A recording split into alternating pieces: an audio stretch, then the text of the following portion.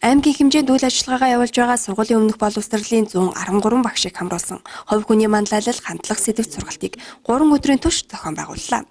Багшийн хандлага манлайлал харилцааг дэвшлүүлж мэдлэгийг нэмэгдүүлэхэд сургалтын зарлага оршиж байсан. Боловсрол соёл урлагийн газрын санаачилгаар Монголын хүний нөөцийн хөгжлийн ассоциацийн газар тус сургалтыг сургуулийн өмнөх боловсролын багш нарт зориулж хийсэн.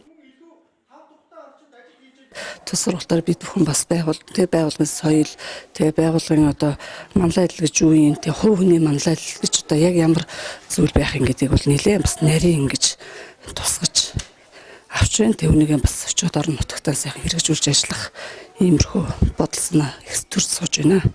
За манай багш нарын хамгийн онцлог нь өдрийн турш тасралтгүй ажилладаг. Тэгээ ажлын цаг бол ер нь өглөө 8 цагт орж ирсэн бол ороод 50 хүртэл үргэлжилдэг.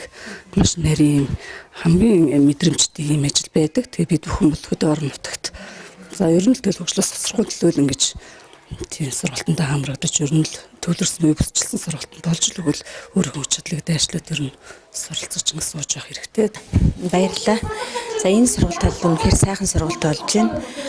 Онцлог нь гэх юм бол сургуулийн өмнөх боловсролын багш нарыг мэрэгшүүлэх ийм зохион байгуулалтын сайхан сургалт болж байна. За энэ удаагийн сургалт болохоор нөгөө хөгжмийн боловсролыг хүүхдэд хэрхэн олгох талаар мэрэгшүүлсэн мэрэгжлийн юм сайхан сургалт болж байгаа нь чухал онцлог байна.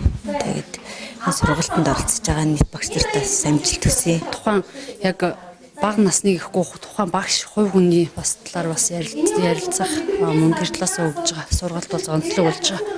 Яг энэ сургалтын талаар болохоор яг хувь хүн өөрийнхөө хандлагыг өөрчлөх багш өнөөдөр ямар хандлагатай байгаа вэ? Тэр хандлагыг яаж өөрчлөх вэ гэд энэ тулгамдаад хандлагыг өөрчлөх талаар ярилцж байгаа бас энэ болчихж байгаа.